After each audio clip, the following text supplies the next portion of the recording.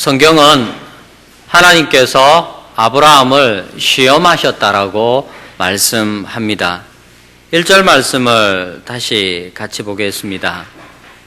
그 일 후에 하나님이 아브라함을 시험하시려고 그를 부르시되, 하나님께서 아브라함을 시험하고 있습니다. 우리는 이 시험의 내용이 무엇인지 잘 알고 있습니다. 2절이 바로 그것이죠. 2절 말씀 함께 읽겠습니다. 여호와께서 이르시되 내 아들 내 사랑하는 독자 이삭을 데리고 모리아 땅으로 가서 내가 내게 일러준 한 산 거기서 그를 번제로 드리라. 이 시험 앞에선 아브라함의 마음을 우리가 어떻게 다 표현할 수 있을까요? 하나님께서 아브라함에게 이렇게 말씀하십니다. 내 아들, 내 사랑하는 독자 이삭을. 아브라함에게 이삭이 어떠한 존재인지, 이삭이 아브라함에게 어떠한 의미인지 누구보다도 하나님께서 더 잘 아십니다. 그런데 그 하나님께서 그 이삭을 달라고 말씀하십니다. 사랑하는 이를 버려야 하고 사랑하는 이를 포기해야 되는 아픔과 고통을 세상에 어떤 것으로 다 담아낼 수 있겠습니까? 참 어렵고 힘든 일입니다. 우리가 어떤 것들을 다 동원하여 표현한다 할지라도 모리아산으로 향하는 아브라함의 그 심정을 다 그려내고 충분히 묘사할 수 없을 것입니다. 이 어려운 일 뒤에 하나님께서 아브라함에게 이렇게 말씀하십니다. 12절입니다. 12절 말씀을 다시 같이 읽겠습니다. 사자가 이르시되 그 아이에게 내 손을 대지 말라. 그에게 아무 일도 하지 말라. 내가 내 아들 내 독자까지도 내게 아끼지 아니하였으니 내가 이제야 내가 하나님을 경외하는 줄을 아노라. 내게 아끼지 아니하였으니 하나님을 경외하는 줄을 아노라. 내게 아끼지 아니하였다. 하나님께서 이 시험을 통해 아브라함에게서 확인한 하나님을 향한 아브라함의 사랑의 실체가 바로 이러합니다. 독자를 아끼지 않는 사랑을 아브라함은 하나님께 드리고 있습니다. 물론 이 시험 자체가 이삭이냐 하나님이냐, 하나님과 이삭 중에 누가 더 내게 가치 있느냐라는 그런 가치의 논쟁을 불러 일으키는 것은 아닙니다. 이 시험은 하나님의 준비하심과 하나님의 공급하심에 대한 아브라함의 믿음과 신뢰에 대한 것입니다. 히브리서 11장 9절 우리가 잘 아는 말씀은 이렇게 증거합니다. 그가 하나님이 능히 이삭을 죽은 자 가운데서 다시 살리실 줄로 생각한지라 비유컨대 그를 죽은 자 가운데서 도로 받은 것이니라. 히브리서 11장이 오늘 아브라함에 대하여 우리에게 알려주는 것은 이것입니다. 아브라함이 이삭조차도 하나님께 아끼지 아니하였던 것은 하나님께서 그에게 아들을 주신다라는 믿음 때문이었다라고 알려줍니다. 죽은 자와 같았던 자신에게 아들을 약속하셨고 또 그 약속대로 이삭을 품에 품게 하신 하나님, 그 하나님의 공급하심을 아브라함은 모리아산 위에서도 여전히 믿고 신뢰하고 있었던 것입니다. 하나님의 준비하심과 공급하심은 아브라함 이야기를 관통하는 주제입니다. 창세기 12장 아브라함이 본토 친척 아비의 집을 떠날 수 있었던 것도 하나님의 준비하심과 공급하심에 대한 믿음의 결단이었습니다. 보이지 않는 것을 그는 믿음으로 보고 기꺼이 고향을 떠났던 것입니다. 아브라함에게 가나안 땅은 이삭을 준비하신 하나님을 기다리는 삶의 연속이었습니다. 그는 하나님의 약속의 땅에서 하나님의 약속이 성취되는 것을 기다리며 하루하루 살았습니다. 그리하여 마침내 우리가 잘 아는 대로 아브라함은 하나님께서 준비하신 그 아들을 얻게 되었습니다. 약속의 땅, 하나님의 땅 가나안에서 아브라함은 이미 하나님의 준비하심과 공급하심을 보았습니다.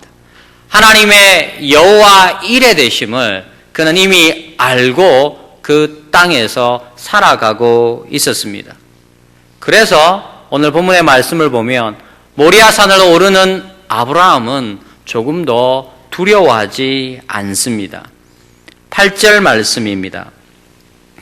아브라함이 이르되 내 아들아 번제할 어린 양은 하나님이 자기를 위하여 친히 준비하시리라 하고 두 사람이 함께 나아가서 아브라함이 아들 이삭의 손을 잡고 모리아 산을 오를 때 조금도 두려워하지 않으며 담대히 그 정상을 향할 수 있었던 것은 하나님께서 자기를 위하여 친히 준비하시리라는 바로 이 믿음 때문이었습니다. 보십시오. 이 믿음대로 하나님께서는 모리아 산에서도 아브라함을 위하여 준비하시고 넉넉히 공급하셨습니다. 13절 전반부입니다. 아브라함이 눈을 들어 살펴본 즉 한 순양이 뒤에 있는데 뿔이 수풀에 걸려 있는지라. 그 자리에 보이지 않던 양이 그제야 보입니다. 눈을 들어 살펴보니 하나님이 준비하여 공급하시는 양이 그의 곁에 이삭 옆에 있었습니다. 보여주신다라는 또 다른 문자적 의미에 하나님께서 아브라함에게 이레를 하셨던 것입니다.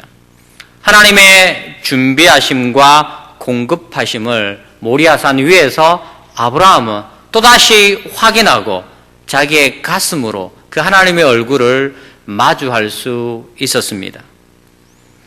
그런데 이런 하나님의 준비하심과 공급하심은 의인의 필요를 채워주심이 아니라는 것을 우리는 기억해야 합니다.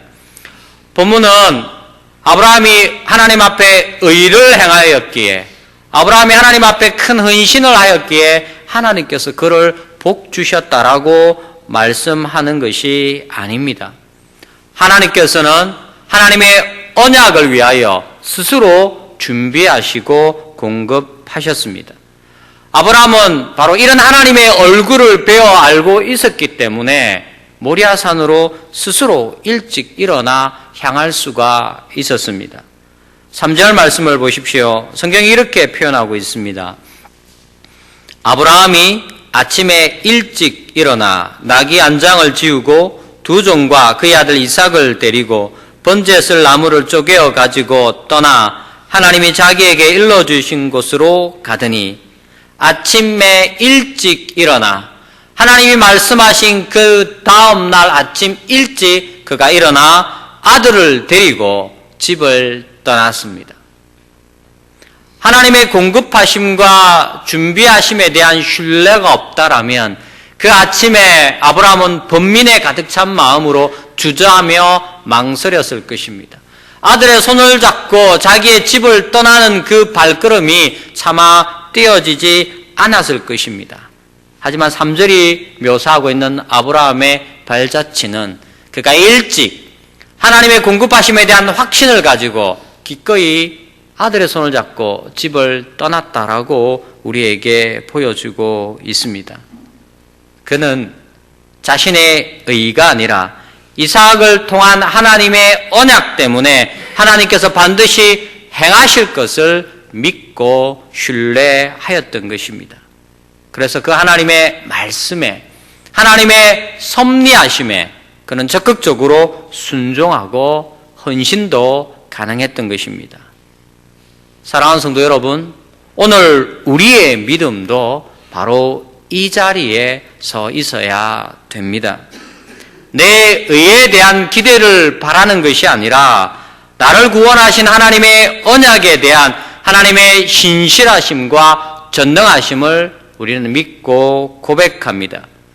아브라함에게 그러하셨던 것처럼 지금 동일한 믿음으로 서 있는 우리에게 하나님께서 스스로 준비하시고 공급하심을 우리는 믿고 고백합니다. 로마서 8장 32절 말씀입니다. 자기 아들을 아끼지 아니하시고 우리 모든 사람을 위하여 내어주시니가 어찌 그 아들과 함께 모든 것을 우리에게 주시지 아니하겠느냐. 자기 아들을 아끼지 아니하시고 우리 모든 사람을 위하여 내어주시니가 어찌 그 아들과 함께 모든 것을 우리에게 주시지 아니하시겠느냐. 모리아산을 기꺼이 오르던 그 아브라함처럼 우리에게도 하나님의 은혜의 보좌 앞에 담대히 나아갈 수 있는 복을 삼위 한 분 하나님께서는 오늘 저와 여러분에게 주셨습니다. 아브라함이 기꺼이 모리아산으로 올라갔던 것처럼 우리는 하나님의 은혜가 풍성한 그 보좌 앞으로 힘써 나아가야 하겠습니다. 우리를 향한 구원의 언약을 성취하시기 위해 모든 것을 준비하시고 공급하시는 그 하나님을 향하며 바라며 나아가야 하겠습니다. 그리할 때 우리가 딛고 선 바로 이 삶의 자리가 하나님의 영광, 여호와의 이레의 얼굴이 다시 한번 드러나는 모리아 산이 될 것입니다. 하나님의 준비하심과 공급하심을 깊이 경험하고 더욱 삼위 한 분 하나님을 의뢰하는 저와 여러분이 될 수 있기를 우리 주 예수님의 이름으로 축원합니다. 아멘.